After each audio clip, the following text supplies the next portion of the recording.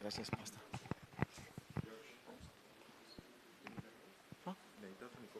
No, seguro con uno solo.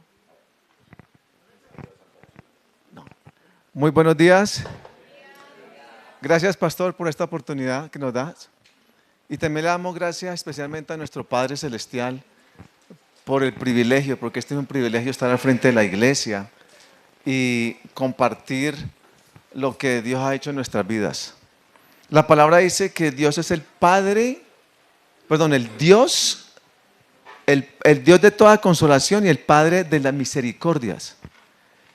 Y así como Dios nos consuela a nosotros, llegará un momento para nosotros poder consolar a otro por medio de la forma que Él nos consoló a nosotros. Y ese es el propósito de este testimonio en este día, unos minutos que tenemos. Yo me dediqué al narcotráfico y di toda mi fuerza y toda mi mente a ese negocio. Me dediqué a la santería, me profundicé en eso. Eso es un trato con Satanás. Me metí en toda clase de puertas espirituales con las tinieblas, la ouija, el tarot. En todo eso yo era activo espiritualmente, pero con las tinieblas.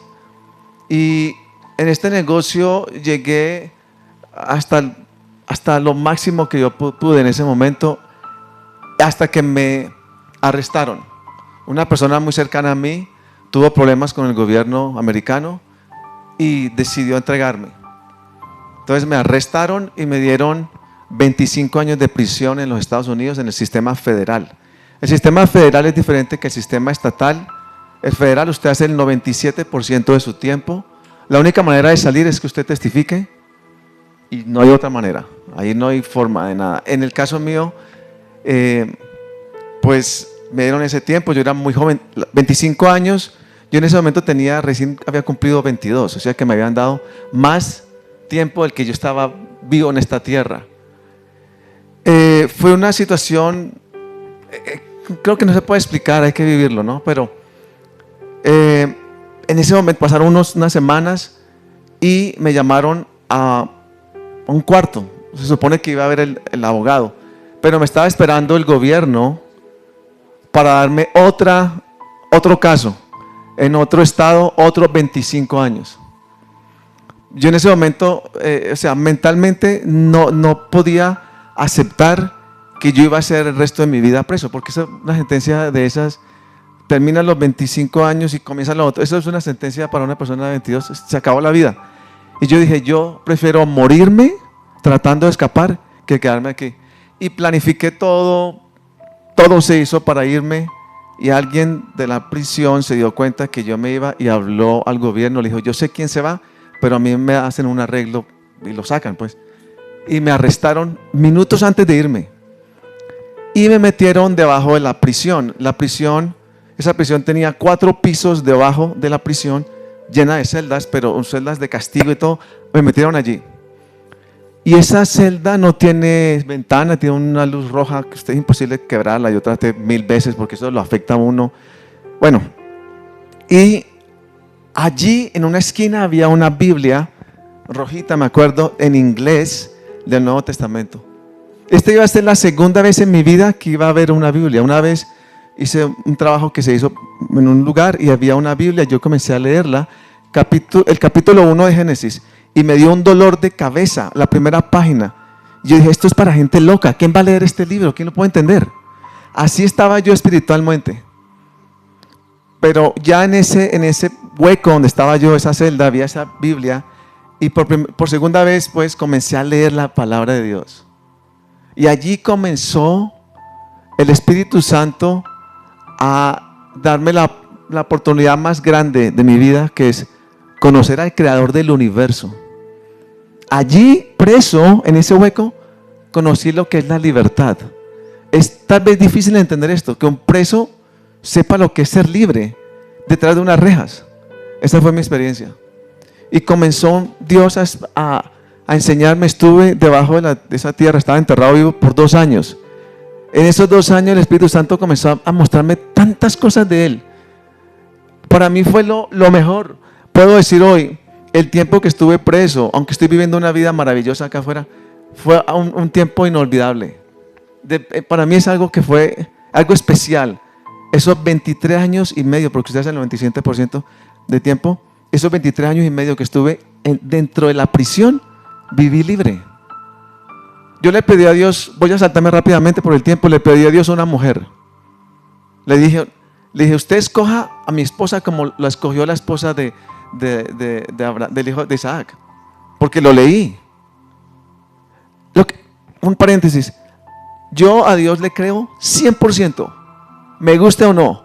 La palabra es real, de Génesis a Apocalipsis es infalible. Allí no existe un solo error, porque la clave aquí es que, y este es el propósito de este testimonio, no importa dónde usted esté ahorita, no importa hasta dónde usted haya llegado por decisiones erróneas o por no decisiones, no importa su situación en este momento, lo difícil que sea su situación, con sus ojos, como usted lo vea, que sea imposible, no importa para Dios. Si usted es capaz de aceptar, este es un regalo, la abundancia de su gracia y el don de la justificación. Si usted es capaz de aceptar eso, ese problema, esa situación, Dios la cambia. Él quiere cambiarla. No es para que usted lo va a él casi a obligar que la cambie. Él quiere cambiarlo porque quiere prosperarlo a uno. Esa palabra prosperar se tiene temor. Pues esa es mi experiencia. Yo soy un hombre sumamente próspero, pero Dios lo ha hecho todo. Le pedí a Dios por una mujer y me trajo a Candy. ¿Y sabe qué? Yo no tuve tiempo de ir afuera, de salir a buscarla. Me la llevó a la prisión. Ese es otro tema. No hay tiempo para todo esto. ¿Y sabe qué? Me la llevó a la prisión.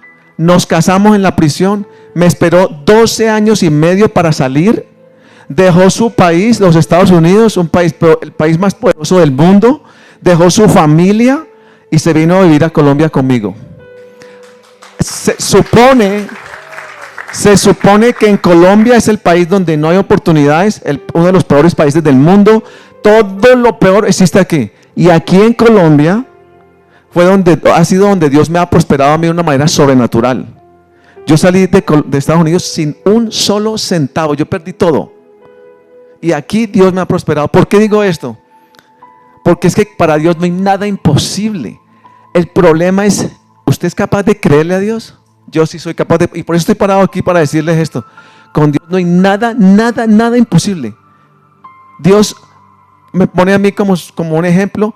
Yo salí, fue de la prisión, enterrado vivo, perdí toda mi vida en realidad, según las personas. Porque alguien que esté de los 21 años a los 40 y pico preso, se supone que perdí toda mi juventud. Yo no lo hice, yo no perdí mi juventud. Yo vivo una vida en abundancia, aún cuando estaba preso.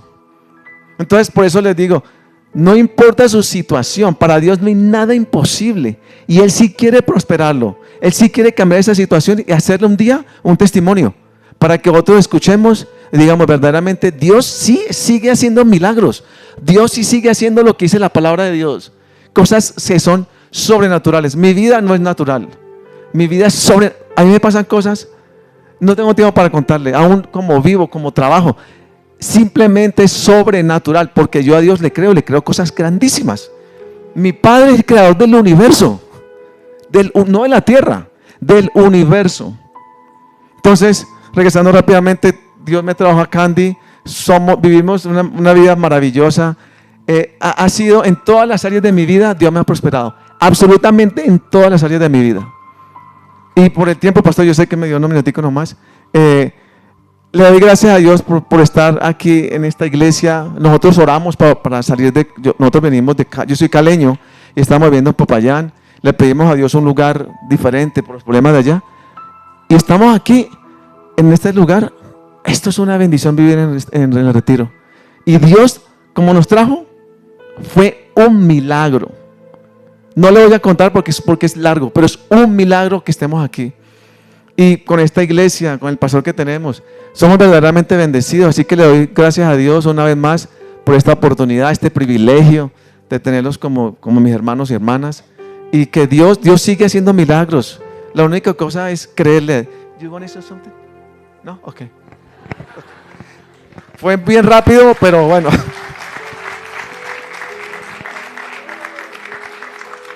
Bueno, gracias por contarnos lo que Dios ha hecho en sus vidas y queda faltando. Él escribió un libro como testimonio de lo que ha vivido.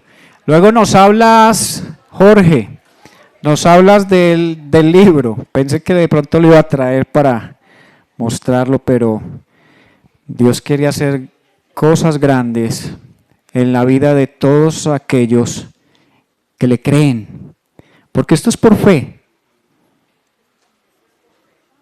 Esto es por fe. Todo lo que vivimos es por fe.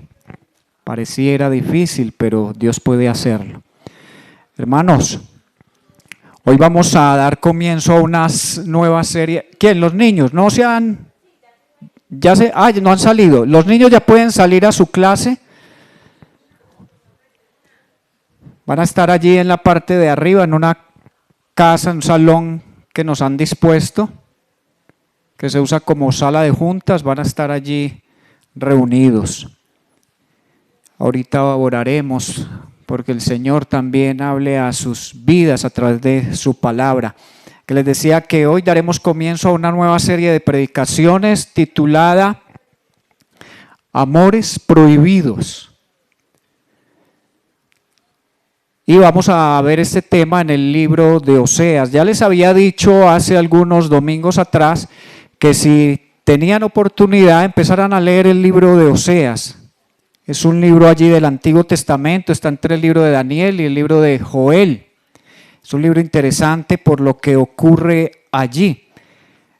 Es fascinante, al igual que todos los libros de la Biblia. Si usted se da la oportunidad de leer cada libro de la Biblia, se va a dar cuenta lo increíble que es Dios y cómo Dios se ha propuesto hablarnos a través de un libro como la Biblia y a través también de su Hijo Jesucristo. Este libro en particular deja ver a Dios como un esposo que sufre un desamor. Creo que algunos han experimentado eso, el estar casados y sufrir una infidelidad. Es algo que no quisiera ningún ser humano experimentar, que de la persona que a veces más se ama se empiece a desconfiar.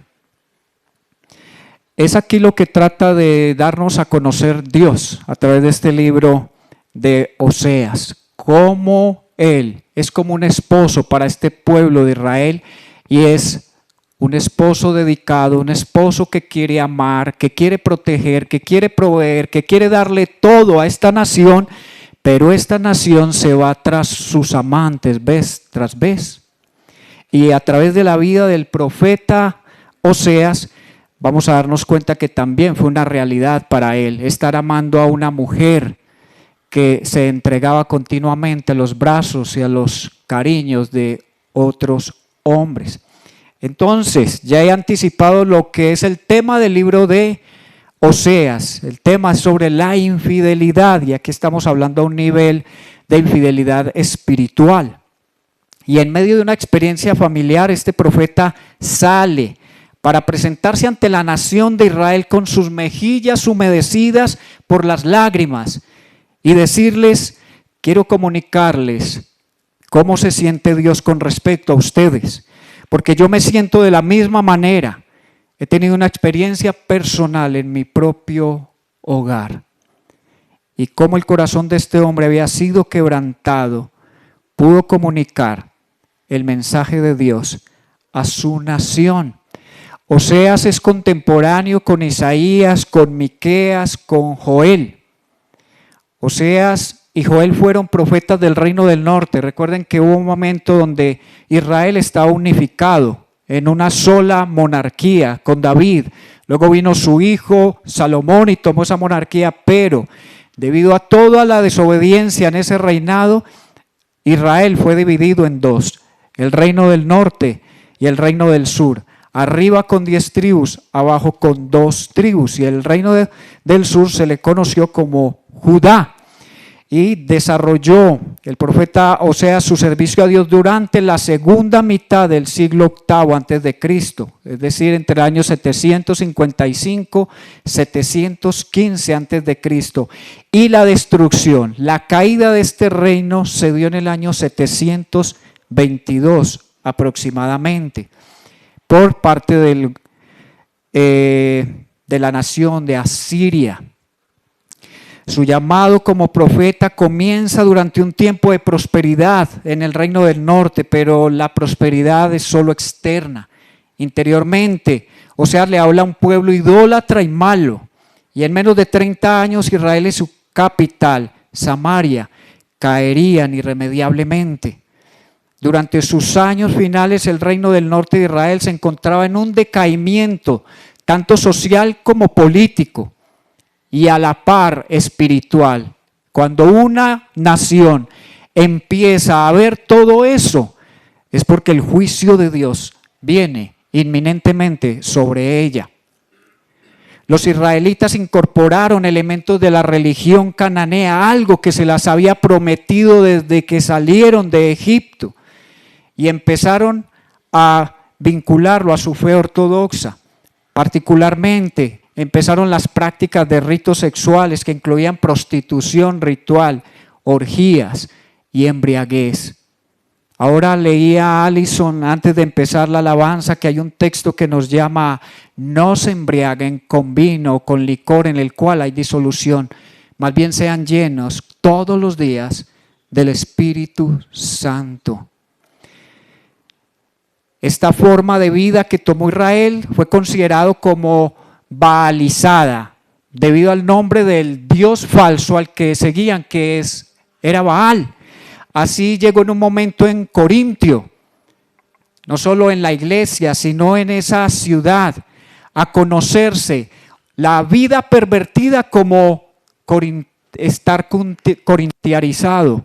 A las mujeres que se dedicaban a la prostitución se les llamaba mujeres corinticiadas o corintizadas, algo así, pero siempre con la relación de que el Corinto era término de degeneración, y aquí era una forma baalizada de adorar a Dios junto con Baal. También este estilo de vida logró permear a los líderes religiosos y se evidenciaba a través de su corrupción, su codicia y su dureza de corazón. No fueron solo negligentes en corregir al pueblo de la verdadera fe, sino que también toleraron todo este estilo de vida y en algunos casos incluso participaron de todo esto,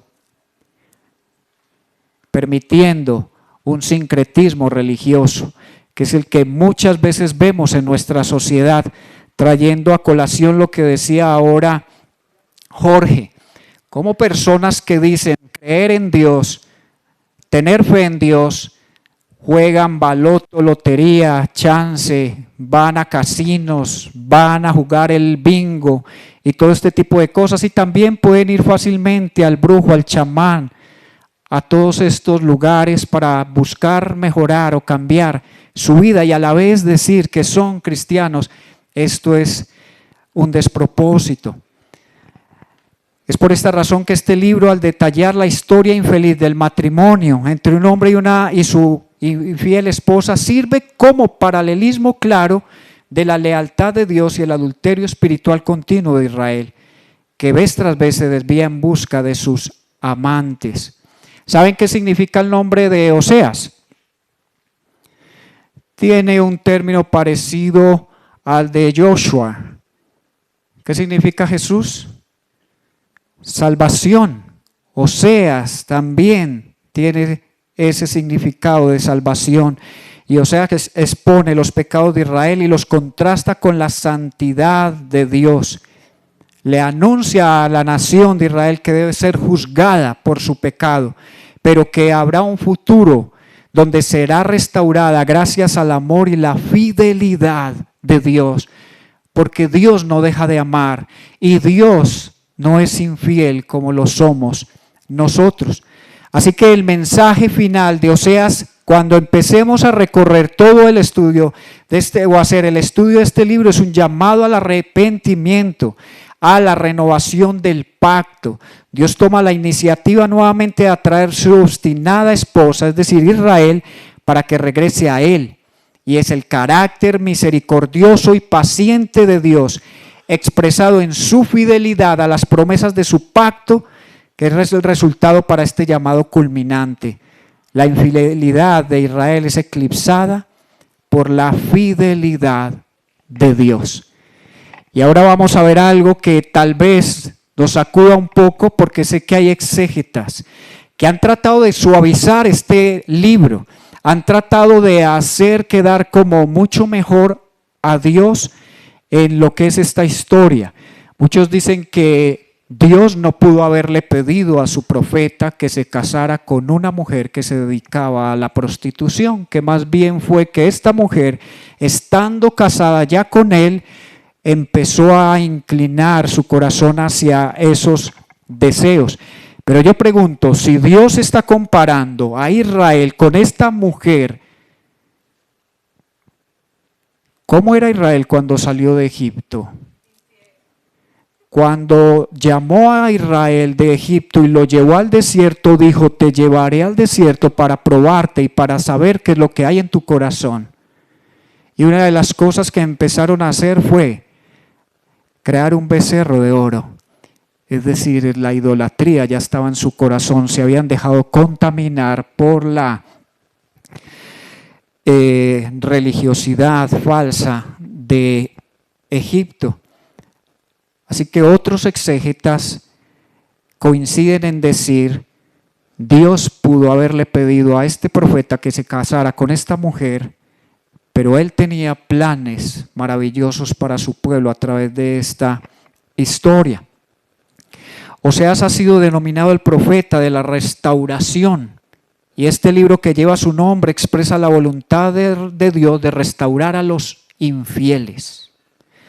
Hoy Dios redime al pecador a través del mensaje de su Hijo Jesucristo, quien transforma nuestra vida. ¿Y para qué la transforma?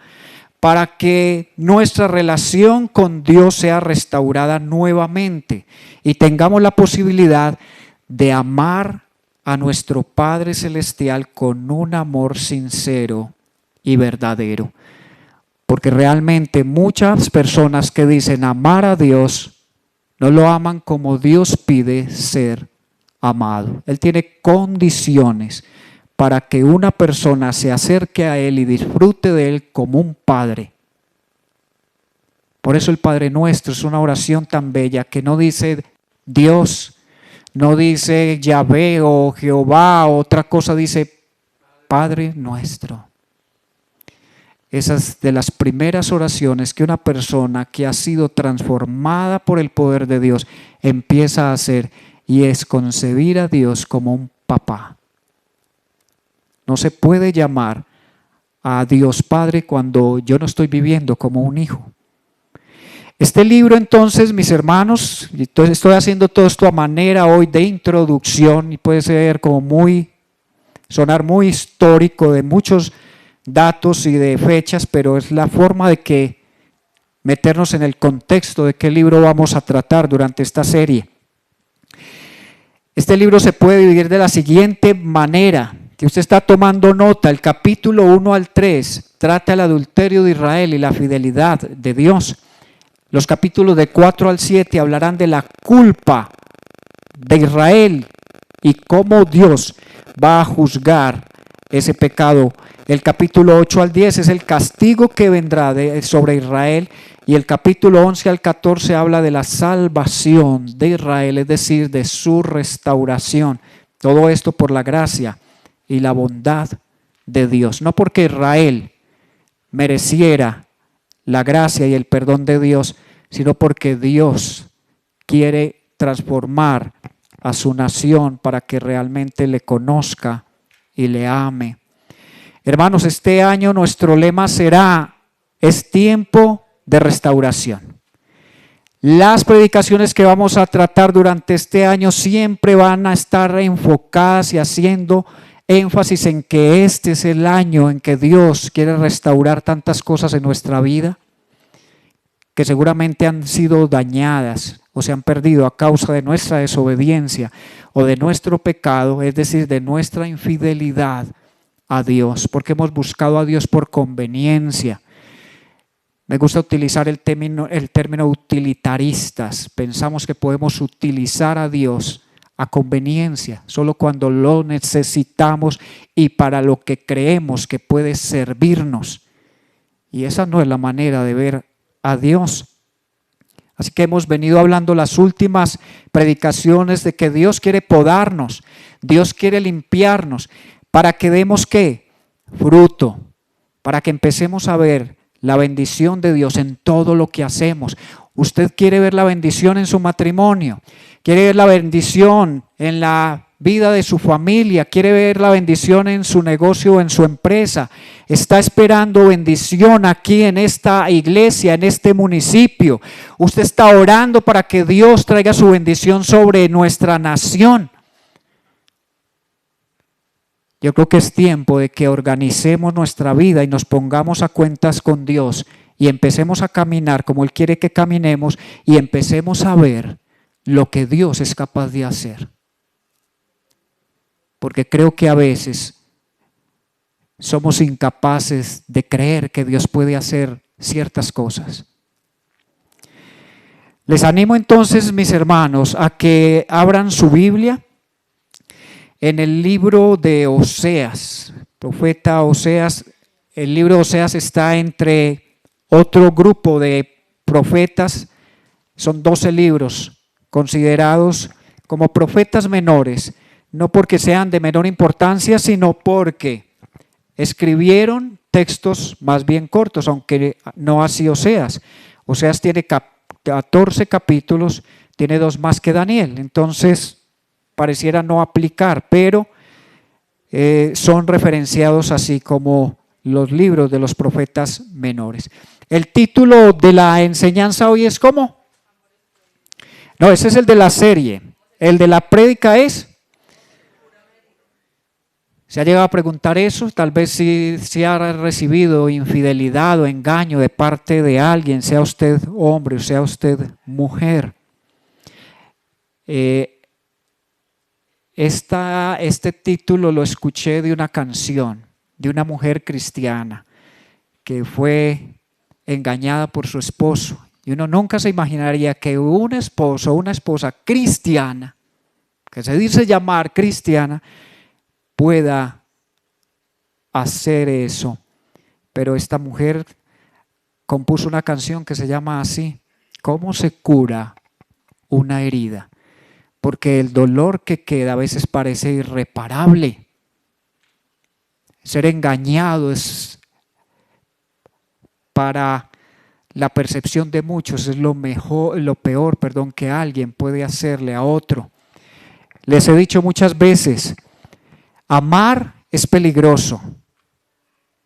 Enamorarse es peligrosísimo. ¿Por qué? Porque es estar dispuesto a entregarle mi corazón a alguien y darle tal poder de que pueda hacer con mi vida lo mejor o lo peor.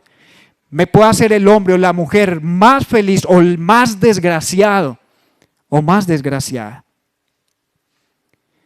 Y la pregunta es, ¿puede un matrimonio sobrevivir a una infidelidad? ¿Ustedes qué piensan? Si han tenido por ahí experiencias, han escuchado lo que tal vez ha sucedido en otras parejas, ¿piensan que sí? ¿Usted conoce a alguien que pudo restaurar su relación después de una infidelidad? Uno empieza a ver en las vidas de esas personas mucho dolor, mucha rabia y transiciones al odio, a maquinar cómo vengarse, cómo pagar con la misma moneda, pero hay otros que tienen una transición diferente y es: yo no puedo quedarme con esto, yo tengo que perdonar y yo tengo que darme la oportunidad de volver a creer, porque algo que se pierde inmediatamente en una infidelidad es la confianza. Y cuando se pierde la confianza y se pierde el respeto en una relación, se eclipsa el amor. Y si se apaga el amor, pareciera que allá no hay nada. Que lo único que queda es volver a buscar en otra persona que todo eso tal vez vuelva a florecer y vuelva a comenzar. Pero ¿saben por qué Dios fue quien llevó a cabo la primera boda allí en el lugar, en el jardín del Edén? Porque antes de que ellos salieran expulsados del Edén por su pecado, Dios ya le había entregado a Adán, su esposa, y les había dado su bendición. ¿Y por qué hizo esto? Porque es a través de la relación matrimonial que Dios espera que empiece a darse todo el engranaje que une a una sociedad. Por eso siempre se nos ha dicho, la familia es el núcleo de la sociedad. Y cuando una familia o las familias empiezan a desmoronarse, a separarse, ahí se empieza a ver la fragmentación de una nación. Y una nación que empieza a vivir todo lo que nosotros también estamos viviendo, que es relaciones rotas, hijos sin papás, hijos sin mamá, sin un vínculo fuerte en el hogar. Es una nación frágil, es una nación que se va rompiendo a pedazos y se va destruyendo y va perdiendo la esperanza, va perdiendo la capacidad de confiar, va perdiendo la capacidad de creer en que de donde estamos nos podemos levantar y creer que Dios puede hacerlo. Hay quienes pasan la página de una infidelidad y aunque lleva tiempo sanar la herida y volver a confiar, tal parece que es posible reponerse de algo que destroza tan profundamente y seguir adelante. Esas parejas que se han dado la oportunidad dicen que esa dolorosa experiencia llevó a quien traicionó la confianza se esforzara por traer alegría al otro. Y pasaron de ser cónyuges complacientes, distantes y centrados en sí mismos a convertirse en esposos o esposas atentas o atentos, cariñosos y enfocados en el otro. A veces puede suceder algo bueno de eso tan doloroso y de esa experiencia que no quisiéramos llegar a experimentar. Así que estas parejas son prueba de que sí existe esperanza después de una aventura amorosa. Sé que no siempre es así. La Biblia habla del poder destructivo del adulterio para dividir lo que Dios hizo, es decir, un solo ser en el matrimonio, porque eso es lo que somos. Cuando yo me casé con mi esposa entendí, ya no seremos César y Julie delante de Dios, seremos un solo ser, fusionados. Cuando Dios nos ve a nosotros como parejas, ve a uno, no ve a dos. ¿Cómo? No sé, después se lo preguntaremos. Lo mismo como nosotros, nuestra composición, cómo Dios nos ha creado, alma y cuerpo, y nos ve fundidos en uno. Pero sabemos que cuando Dios está en el centro, el cónyuge afectado ofrece gracia y verdad y los dos están dispuestos a trabajar en la relación y saben esperar, los milagros definitivamente pueden suceder. Y eso es lo que Dios a través de este libro quiere demostrarnos en esa ilustración. Como un esposo que está buscando permanentemente a una esposa que se escapa, que se va. Y es lo que Él está haciendo con nosotros hoy como iglesia. Tal vez no seamos una iglesia obediente como anhelaríamos ser. Y Cristo dio su vida por esa novia que es la iglesia y quiere prepararla de tal forma que se pueda casar con ella. Eso es lo que vamos a hacer en el cielo para los que no han entendido cuál es el propósito de ser cristiano, de rendir nuestra vida a Dios, de congregarnos, de discipularnos. Es que cuando partamos de esta tierra vamos a ser entregados por el Padre a su Hijo como la novia que Él siempre cuidó, protegió y preparó. Amén. Eso es lo que yo les digo, que es que si usted se mete a estudiar la Biblia, no hay tiempo para Netflix. La historia de la Biblia, las historias que hay en la Biblia son sorprendentes. Así que el mensaje profético de Oseas queda ilustrado de esa manera. Él siente una compasión real por el pueblo de Dios. También el sufrimiento por el engaño de su esposa, que le hace comprender la pena de Dios ante el pecado de Israel. Muchas veces le preguntamos a Dios, tú sí sabes qué es ser engañado. Dios te dirá sí, y no solo una, ni dos, ni tres, sino continuamente. Podríamos decirle a Dios, Dios, tú sabes qué dolor se siente cuando se pierde un hijo. Dios te va a decir, sí, yo perdí el mío también.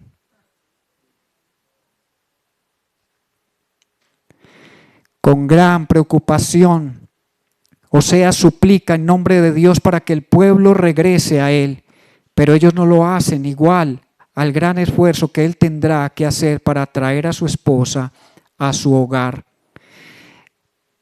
A pesar de todo lo que vamos a ver, de los juicios inminentes de Dios contra su amado pueblo, Oseas deja ver un futuro juicio expresado con firmeza, aunque suavizado con un corazón afectuoso. La ternura de este profeta ilustra la fidelidad, el amor y el perdón de Dios en contraste con la corrupción y la apostasía de Israel. La naturaleza del juicio que vamos a ver durante estos domingos es: la tierra de Israel será desolada y sus habitantes serán expulsados al exilio. Aunque ciertamente vendrá juicio sobre el pueblo, también habrá gozo y esperanza para ellos. El castigo no será el final, sino que Dios traerá un maravilloso tiempo de restauración.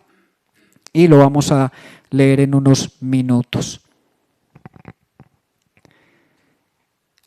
Yo pienso que cada uno de nosotros tiene un concepto diferente en cuanto a lo que es el amor. Si preguntara a cada uno de ustedes en una reunión, ¿para ti qué es el amor?, yo creo que tendríamos diferentes definiciones de eso. Pero ¿sabe cuál es el amor verdadero y el cual nos quiere ayudar a entender Dios? Es aquel que se dio de forma sacrificial, que transforma poderosamente y que durará por toda la eternidad. En pocas palabras, el amor verdadero fue personificado de forma profunda y perfecto en Jesucristo, el Dios hombre que se encarnó, vivió una vida perfecta, fue ejecutado en una cruz romana, se levantó de los muertos y ascendió al cielo en su cuerpo humano para allanarle el camino a su novia, es decir, a los creyentes. El amor verdadero fue personificado en el Evangelio y vivir a la luz de esta realidad es fundamental para nuestra transformación. Vamos a leer el pasaje de Oseas. ¿Está ahí?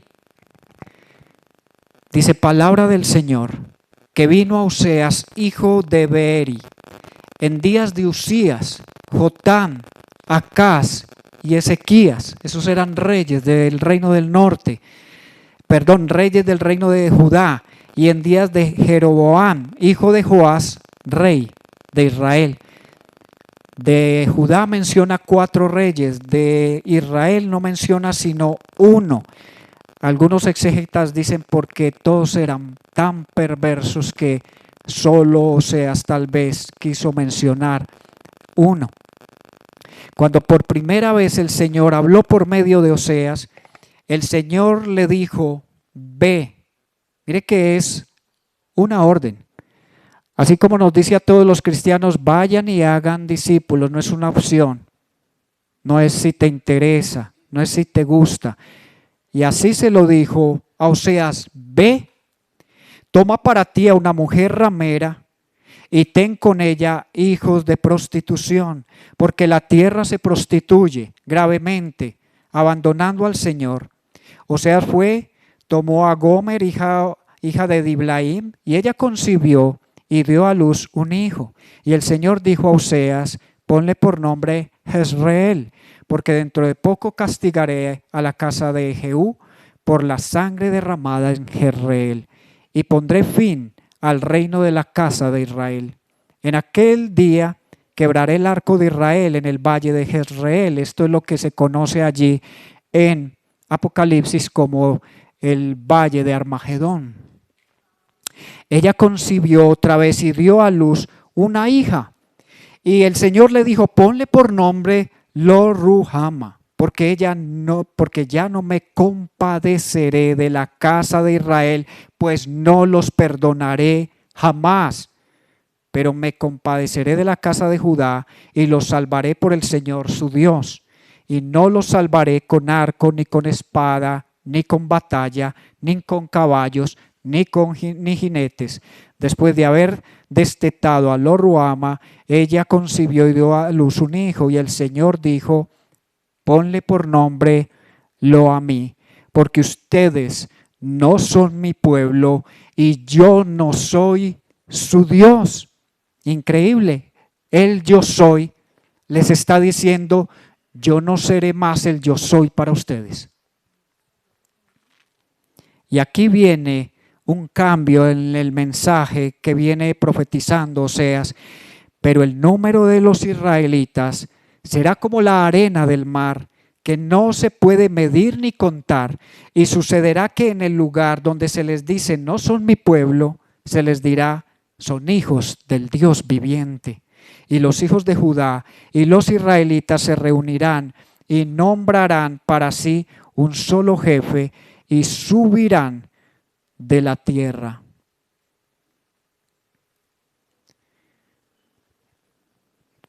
Tengo que profundizar aún más en lo que es este texto, pero un poco de lo que da a entender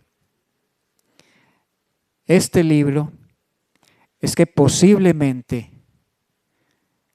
los hijos que Dios le dijo a Oseas que tuviera con esta mujer, es decir, a los cuales iba a tomar como familia, posiblemente 2 de ellos no eran de él. Sigue lo complicado de esta historia. Que es posible, dicen los eruditos, que el primer hijo haya sido de Oseas, que hay una posibilidad, pero que los otros 2 fueron concebidos con hombres con los cuales ella se prostituyó. Y por eso con la segunda hija Dios les dice: ya no seré para ustedes su Dios. Y es como lo que Oseas podía haberle dicho a esa segunda hija: yo no seré un padre para ti porque tú no eres mi hija.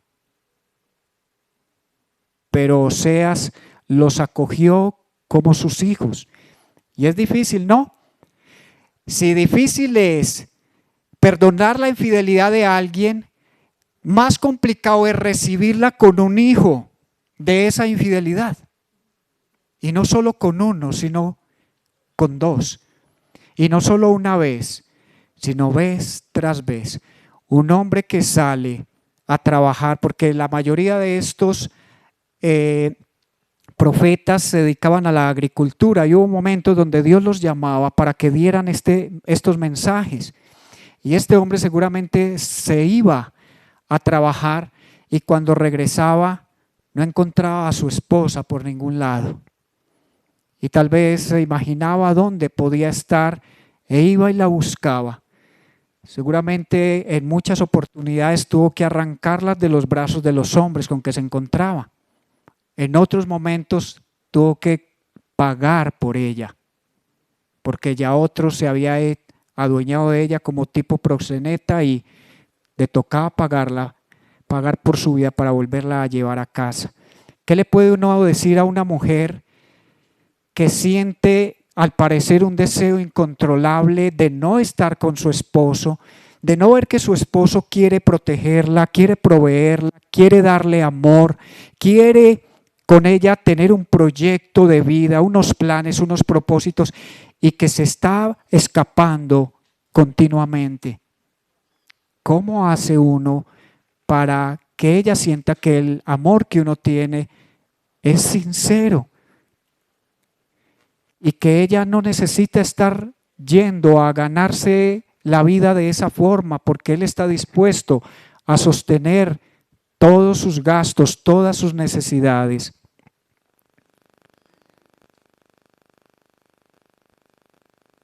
Y al tiempo que el profeta está viviendo esta experiencia, está diciéndole al pueblo de Israel: por favor, arrepiéntanse, no se vayan tras dioses falsos, no les rindan cultos, no sigan derramando sangre inocente, porque una de las prácticas que tenían estos pueblos paganos era asesinar los niños para ofrecerlos a Baal.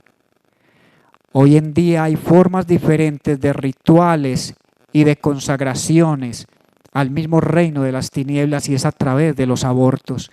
Una mujer cuando aborta no piensa en ningún momento que le va a hacer un ofrecimiento o un sacrificio al reino de las tinieblas. Y hay muchas otras maneras en que se sigue derramando sangre en esta tierra. Y esa sangre clama el juicio de Dios. Esa sangre derramada por homicidios. Y sangre derramada en esta tierra de muchas maneras pide a gritos la justicia de Dios. Y Dios hará justicia cuando Él considere que es el momento. Por eso, ¿por qué no doblar rodillas por Colombia? ¿Por qué no doblar rodillas pronto por las naciones antes de que la ira de Dios sea desatada sobre esta tierra? Y quiero volver a traerlo, y pareciera o se ve como algo desesperante. Y quiero ponerlo en ese contexto para que todos entiendan, adultos mayores, jóvenes, adolescentes, esto es algo serio. ¿Por qué lo digo serio? Porque habrá un momento donde Dios, al traer su juicio, hará que la muerte se vaya de esta tierra. Y nadie podrá intentar suicidarse para escaparse de la ira de Dios. Porque la Biblia lo dice literalmente, que las personas en medio de lo que va a suceder aquí buscarán la muerte, pero no la hallarán, porque van a tener que sufrir en carne propia lo que es haber dado espalda a Dios, haber hecho nuestra propia voluntad y haberlo hecho a un lado.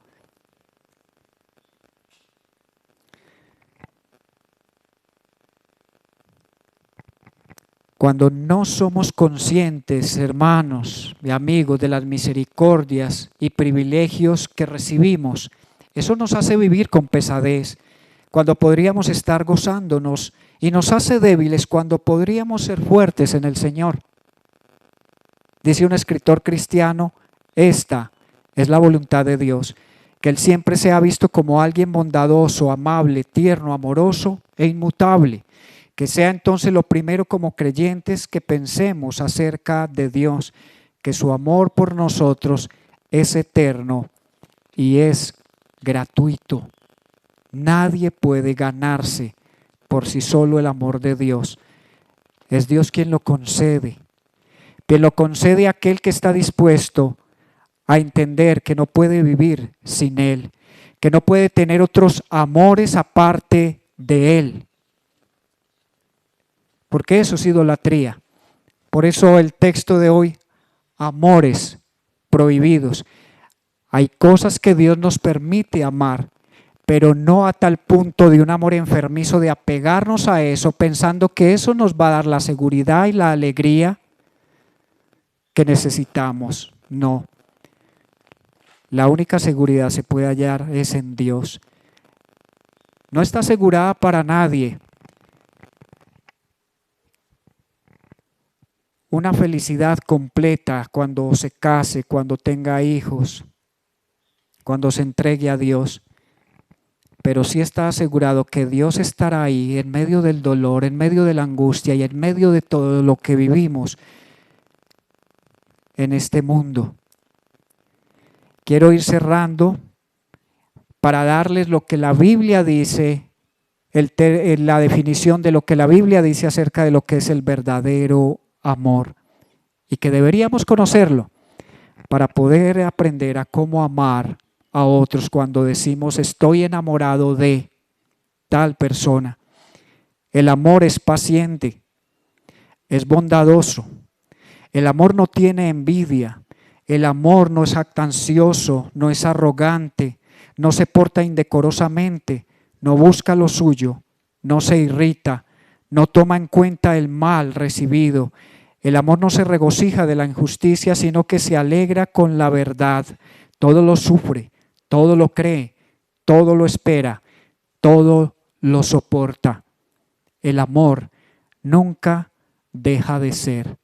¿Por qué? Porque Dios es amor. El amor se puede apagar, pero nunca puede desaparecer.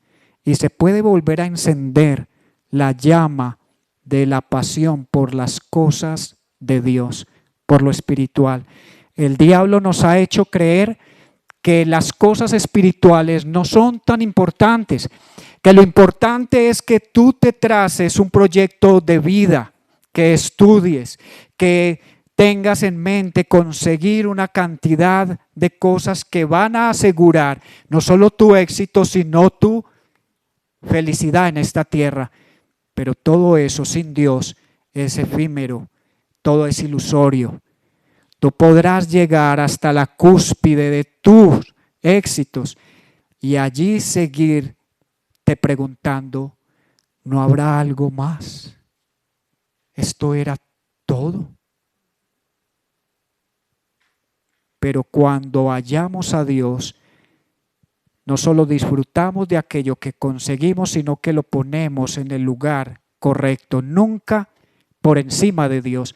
Nunca te atrevas a poner a tu esposa o a tu esposo o a tus hijos o a tus padres o tu profesión o tus sueños por encima de Dios, porque todo eso se pone en riesgo. ¿De qué? De que Dios lo quite y diga, te voy a llevar al punto donde solo pongas tus ojos en mí. Donde sientas que lo único en el mundo que tú necesitas es a mí y nada más. Eso es lo que posiblemente Jorge experimentó en esa celda. Eso fue lo que yo experimenté también va a ser 26 años, donde Dios removió todo y lo único que me quedó fue Él, no más. Dios quiere quitar todos esos entretenimientos, todos esos apegos que tenemos por las cosas incorrectas, hasta que nos demos cuenta que lo único que necesitamos verdaderamente es el amor, el consuelo, la misericordia, el perdón y la gracia de nuestro Dios. Oremos, mis hermanos.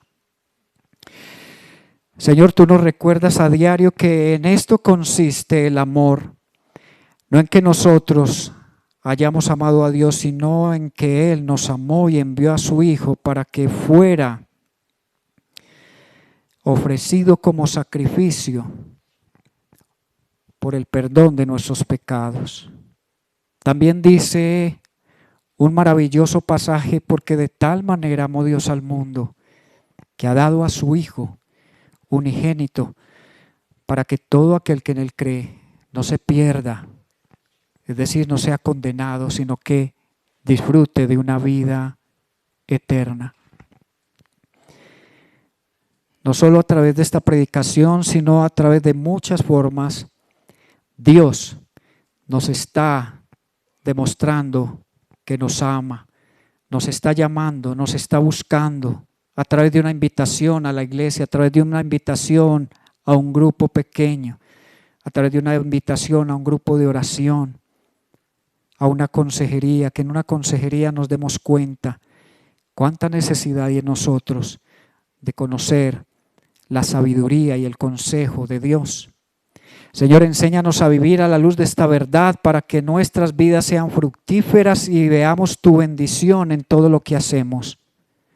que nuestro mayor interés sea darte la gloria a ti y solo a ti. Retira los ídolos, por favor, Dios, de nuestro corazón y haz que podamos vivir solo para ti. Oramos con corazón sincero en el nombre de Cristo Jesús, Señor nuestro. Amén y amén.